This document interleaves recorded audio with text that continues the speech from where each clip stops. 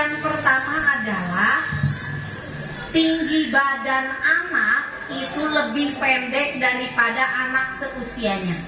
Ibu yang punya balita pernah nggak membandingkan anak ibu ketika bermain sama teman-temannya, kok anak saya lebih pendek padahal usianya sama? Pernah? Pernah nggak kemudian itu jadi kekhawatiran untuk ibu? Atau wah nanti juga nyusul tingginya? Pernah nggak seperti itu?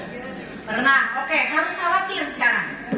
Yang kedua, penambahan tinggi badan anak kurang dari 5 cm setiap tahunnya. Ibu pernah ngitung nggak tinggi badan anak? Jangan-jangan nggak tahu tinggi badan anak sekarang. Jadi memang kita sekarang ketika ngomongin stunting harus sudah tahu mana ya. Jadi stunting itu bukan cuma stuntingnya yang menjadi masalah. Masalah yang lebih penting ini, kalau anak-anak ibu terkena stunting, yang akan terjadi adalah pertumbuhan perkembangan organ-organ penting di dalam tubuhnya juga terhambat. Nah, organ pentingnya otak, Bu. Ibu tenang naon anaknya pendek tapi otaknya pinter kayak B.J. Habibie, berarti bukan stunting. Tapi lamunnya pendeknya bodoh, bingung mau diapain. Begitu. Jadi Bud nih, stunting itu bukan cuma melulu pendek dari sisi tinggi badannya, tapi juga kecil dan kerdil dari organ penting yang di dalamnya. Nah, otaknya kecil, jantungnya kecil, ginjalnya kecil, pankreasnya kecil, paru-parunya kecil. Itu stunting. Jadi jangan ngomong cuma tinggi badan segini normal. Betul. Moal aja orang tinggi badannya sakit, jantungnya segede kieu. Wadahnya kecil, mesinnya gede, mual-mual ibu. Artinya, ketika tinggi badannya kecil, badannya juga kurus, maka isinya akan menyesuaikan dengan wadahnya. Yakin nggak, Pak? Yakin. Karena memang seperti itu hukumnya. Maka jangan memandang ke dialetik karena jadi bakal gede jantung, kok bisa? Wadahnya juga kecil. Oleh karena itu jangan anggap enteng stunting, ke daerah stunting nanti juga berlalu diganti wasting dan lain-lain. Bukan begitu, Ibu. Pikirkan anak ibu nanti ke depan ketika ibu sudah tidak ada di dunia ini, ketika dia tidak juga cerdas dan lain-lain, mau ngapain gitu tuh. Jadi harus selalu khawatir ke 100 tahun yang akan datang, bukan hari ini, Bu. Begitu. Apalagi yang kecil, jantung, ginjal. Ibu terang gak enak, kenapa ada banyak anak yang terkena penyakit ginjal akut? Kenapa sekarang rumah sakit umum Ciamis, Banjar dan lain-lain hemodialisa atau jadwal untuk cuci darah yang kena penyakit ginjal sekarang sudah penuh? Itu kan efek dari sekian puluh tahun yang lalu, nggak disadari, terakumulasi, muncul hari ini. Begitu, Bu. Pankreas kecil, terang ke pankreas ada di mana? Sebelahnya hati. Ibu dari dulu bawa-bawa pankreas tapi nggak tahu taruh di mana. Nih, ini seret, sebelah sini hati, empedu pankreas di sini arah ke atas. Kadang-kadang perasaan masih gaduh emak, aduh kembung, mual, pankreasnya terganggu, aduh dan mual dan sebagainya, empedu sama hatinya yang terganggu. Pankreas kecil, apa efeknya? Pankreas itu menghasilkan yang disebut dengan insulin. Cuma nusok disuntikan insulin? Nggak ada? Oke, ada ibu suka disuntik insulin. Berarti pankreasnya sudah kurang fungsi. Ketika pankreasnya kecil, maka insulin yang dikeluarkan juga sedikit. Insulin itu untuk apa? Untuk menormalkan gula dalam darah. Sehingga kalau gulanya naik, keluar insulin turun. Jadi tidak terjadi diabetes, Ibu. Cuma gaduh penyakit diabetes kecuali Ibu tuh udah berketahuan DM tipe sabar Bu? Tipe 1, tipe 2? Oh, tipe ting. Tipe 2 berarti kalau nggak pakai insulin, Ibu. Ya, kan ada yang gula kering, gula basah, ibu-ibu bilang. Nah, itu kan DM tipe 1 atau tipe 2. Ibu, ketika pankreasnya kecil, insulin yang dikeluarkannya sedikit. Ketika kita makannya salah, isuk-isuk ngopi, siang teh manis, nanti malam pakai jus dengan gulanya yang 5 sendok makan, naik kadar seret pabrik gula. Insulin tidak mampu. Akhirnya gulanya merajalela masuk ke seluruh pembuluh darah dan jaringan-jaringan. Tidak mampu lagi si pankreas. Kenapa? Karena di awal ibu sudah membuat pankreas ini kecil. Iraha bentuk pankreasnya saat ibu hamil. Cung anu hamil. Cung hamil. Mana deh? Cuma satu. Cung anu menghamili. Di 2, 3, 4, 5, 6, 7. Oh aja. Moal atur.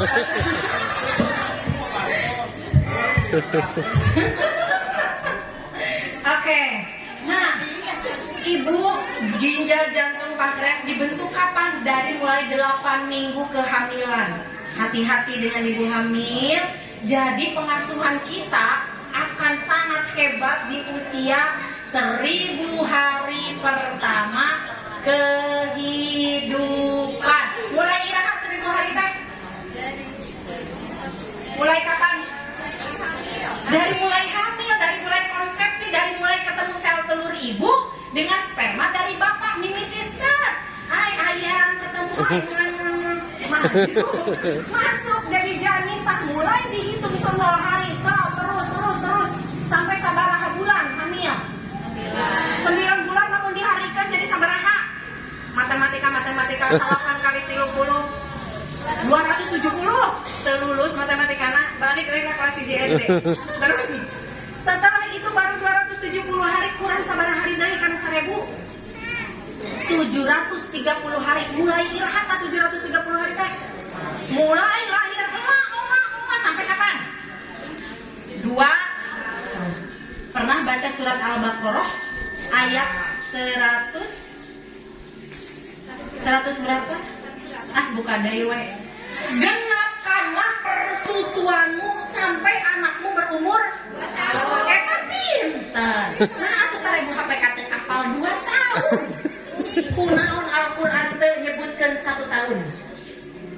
Kenapa Al-Quran teh nyebutkan 3 tahun ibu? Pernah nggak dikaji itu Al-Quran? Kunaon 2 tahun? Ketemunya ayeuna geus rame-rame masalah stunting.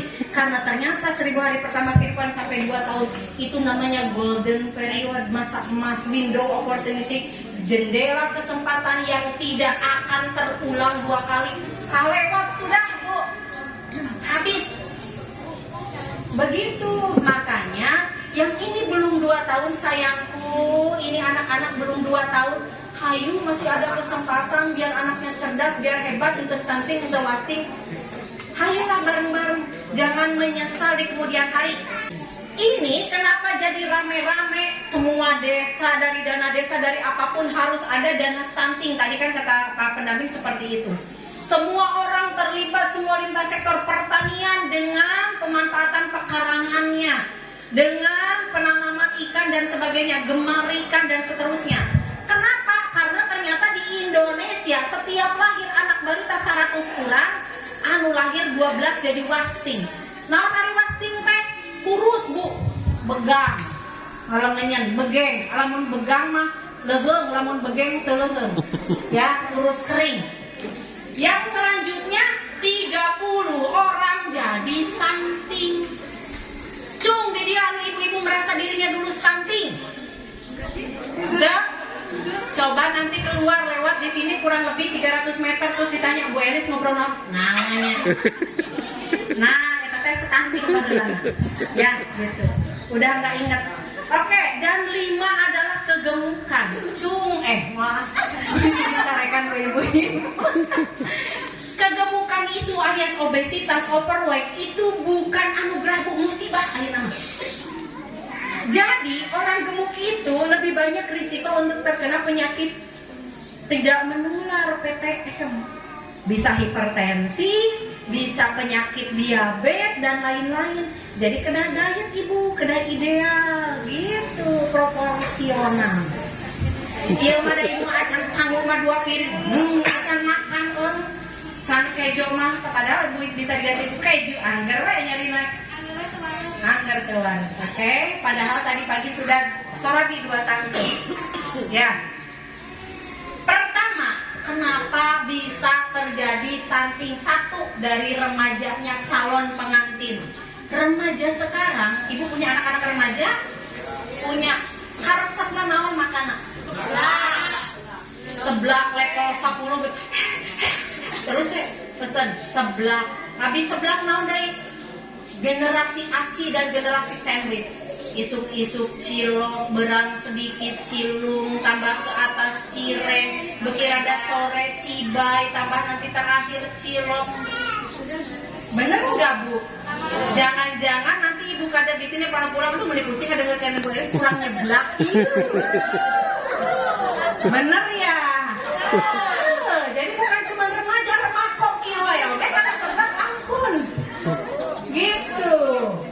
Ya, nah ini Bu, sebetulnya mata rantai kita bisa diputus itu bukan saat ibu hamil, bukan saat ibu sudah punya anak. Eta mah geus mimitina ada telat eta mah masukna. Budak geus pendek, geus rada eta, doang dikasih PMT atuh berenang tumbuhnya ke samping tidak ke atas. Tapi dari sini Bu, dari remajanya perbaiki dulu. Remaja kalau mau nikah nggak boleh kek, nggak boleh anemi supaya hamil. Nah, kek anemi begitu.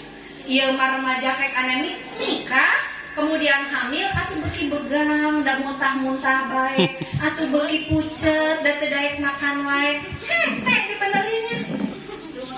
Maka ini adalah pemutus mata rantai stunting ibu, karena rantai stunting itu seperti lingkaran setan. Mana setannya? Sebelah. Nah, gini. Kalau dia sudah hamil, prakonsepsi ini bahaya ibu. Ketika kita kekurangan gizi, nanti saya cerita. Kenapa ibu hamil yang kurang gizi bisa menghasilkan anak yang otaknya kurang bagus? Kayak orang cerita ya. Nah, tumbuh kembang anak sekarang dipastikan. Tadi kan Bu Opi sudah ditanya, berapa berat badan anak, tinggi badannya normal atau tidak? Normal atau tidak? Padahal punya buku kaya yang warnanya tinggi, betul? Nah, sekarang mah harus ikro. Nanti dilihat buku kaya anak ada di mana anakku nih. Titik-titik nah gitu. Nah, ini ya di periode emas. Oke, terlambat. Disebut terlambat sampai kapan coba gigi anak? Yang itu udah tumbuh giginya, Dede. Dari umur berapa? Lupa ya. Lupa. Oke. 18 bulan itu adalah batas pertumbuhan gigi anak. Jika lebih dari 18 bulan belum tumbuh gigi, hati-hati kemungkinan dia punya potensi stunting. Yang kedua, proporsi tubuh normal namun anak terlihat lebih muda. Tapi ibu mah mayong. Kalau kelihatannya baby face gitu ya. Tapi ternyata ibu-ibu baby fish, jadi anak ikan ya. Gitu ya. Oke. Jadi rahangnya itu pun tidak, tulang rahangnya tidak kuat, jadi pipinya masih cabi-cabi nih. Cabi karena persebaran lemaknya tidak merata. Yang cabi kan lucu sebetulnya, tapi kalau cabinya karena stunting kan nggak lucu oke, ya. Kemudian pertumbuhan tulang terlambat, jadi biasanya tulangnya kecil-kecil ibu pegang. Kalau dipegang nggak kuat jika orang rumahnya kurus gitu ya, kurus kecil-kecil. Berat badan tidak naik, bahkan cenderung menurun. Jadi hati-hati kalau ada yang berat badannya kok dari bulan ke bulan bukannya tambah naik, malah turun. Perkembangan tubuh anak terhambat kalau anak perempuan pubertasnya terlambat. Haidnya lebih dari 17 tahun Bu, haid pertamanya. Cung yang haid pertamanya lebih dari 17 tahun dia. Jangan-jangan stunting 18 tahun belum haid. Enggak, udah semuanya sip. Jadi kalau dia sudah lebih dari 17 tahun tapi belum dapat haid pertama, menas namanya, itu kemungkinan potensi stunting. Bisa saja ada penyakit lainnya, tapi stunting bisa menyebabkan pubertas lambat. Anak muda terserang penyakit infeksi yang tadi, dan kemudian performanya buruk. Jadi pada saat belajar molohok ngeliatin gurunya. Begitu ditanya nggak tahu hokcai judulnya, gitu ya. Kayak ibu-ibu sekarang ngeliatin saya kelihatannya resep gitu. Pas ditanya lagi, saya lupa. Begitu ya, oke. Anak yang stunting lihat nih, pada usia 8-10 tahun dia akan mengalami gangguan psikologis berupa murung, tampak tertekan, lebih banyak diam dan tidak mau kontak mata ibu. Jangan merugikan anak ibu ada stunting, ternyata kan dia bukan sosial dan psikologisnya. Jadi dia mengalami depresi. Apa yang menyebabkan anak depresi? Yang pertama, dia merasa rendah diri ketika tinggi badannya berbeda dengan anak yang lainnya pada saat itu. Ketika dia lulus saja marahin voli, marahin basket, dia kan udah susah. Jadi akhirnya menarik diri. Ketika orang lain ditanya sama gurunya mampu menjawab, dia pulang paling terakhir karena nggak bisa jawab. Berkali-kali, berterus-terus seperti itu, dia akan rendah diri, akan menarik dirinya sendiri dari pergaulan. Bu, jangan bikin anak sengsara di mana-mana kan jadi rendah diri. Karena urusan stunting, karena bukan cuma ukuran tinggi badan, tapi juga psikologisnya terganggu, Ibu. Kemudian, pertumbuhannya melambat, batas kecepatan pada saat naiknya tinggi badan dalam 1 tahun kurang dari 5 cm. Makanya sok perhatikan, dari tahun kemarin ke tahun sekarang, sabar sentiasa kenaikan anak-anak Ibu tinggi badannya. Begitu. Sekarang mah harus sudah waspada ke anak sendiri. Bu Kader, jangan-jangan Bu Kader nguruskan anak batur, anak sendiri lupa di rumah.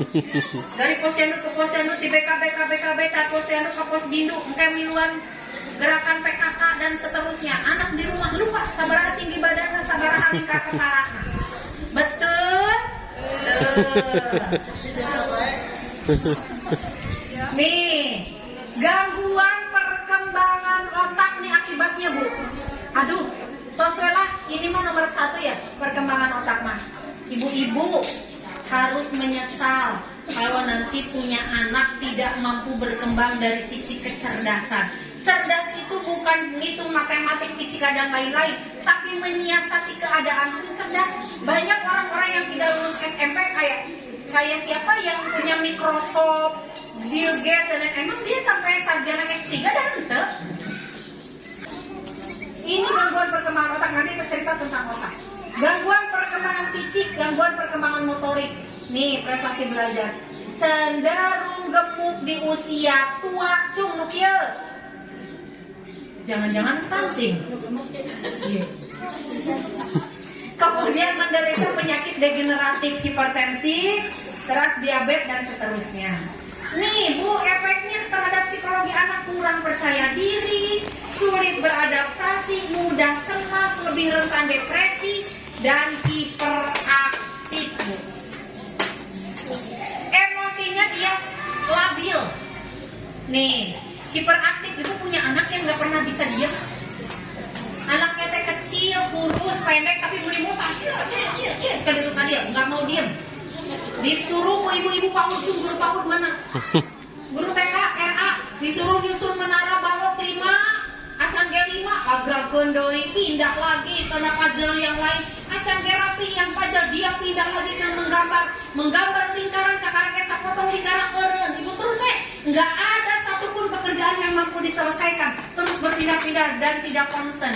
Itu hati-hati hiperaktif. Ibu jangan seneng, anak saya aktif banget tapi itu hiperaktif. Kemungkinan dia stunting karena dia itu wujudnya gangguan psikologis itu. Begitu ya.